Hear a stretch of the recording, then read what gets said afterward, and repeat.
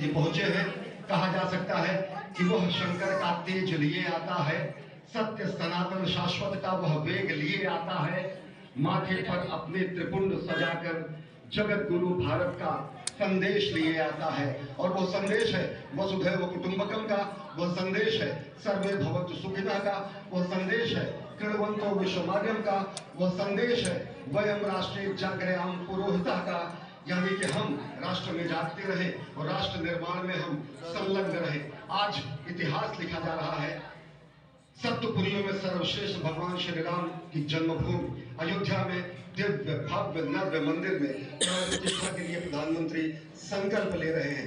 ये संकल्प है उन हुतात्माओं के लिए, ये संकल्प है उन बलिदानियों के लिए, ये संकल्प है उन राम भक्तों के लिए, ये संकल्प है भारत भारतीयों के लिए, ये संकल्प है सनातन संस्कृति के लिए, ये भारत के जगत गुरु स्वरूप का भी संकल्प है। और आज हम साक्षी बन रहे हैं, प्रधानमंत्री साक्षी हो रहे हैं, साक्षी भाव से उपस्थित हैं श्री रामलला के बाल मूर्ति विग्रह के सामने। अजय, जिस तरह से आप ये अद्भुत दृश्य देख रहे हैं, सुनील शास्त्री जी इस वक्त प्राण प्रतिष्ठा के लिए संकल्प कराते हुए, और प्रधानमंत्री एक तरह से इस प्राण प्रतिष्ठा के संकल्प के बाद जो 6 गृहस्थ हैं वो इस प्राण प्रतिष्ठा के कार्यक्रम को अपनी ओर से, जिन्होंने लगातार तपस्या की है, भूमि पर शयन किया है, बिना कोई अन्न ग्रहण किए, लगातार जब से उन्होंने प्राण प्रतिष्ठा का संकल्प लिया है तब से वो 6 के 6 परिवार तपस्या कर रहे हैं। आप सभी जानते हैं कि इस वक्त प्रधानमंत्री मोदी भी पिछले 11 दिनों से तपस्यारत हैं और उन्होंने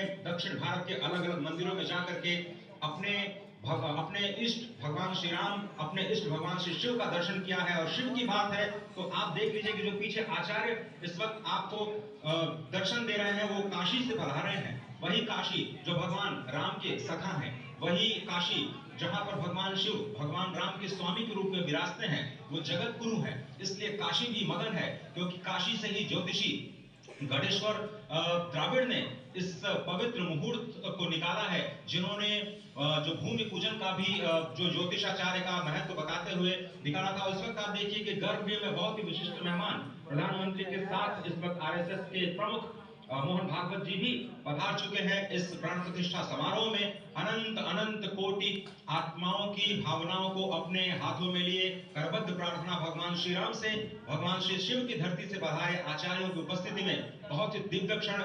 वर्तमान में कहा जाए तो भगवान शिव सबसे अत्यधिक प्रसन्न, क्योंकि स्वामी, सखा और मित्र ये तीनों ही संबंध भगवान शिव का भगवान श्री राम से। आगे अद्भुत क्षण आपके समक्ष, प्राण प्रतिष्ठा का समय, अद्भुत क्षण, युगांतकारी क्षण, इतिहास में स्वर्णाक्षरों में दर्ज होने वाला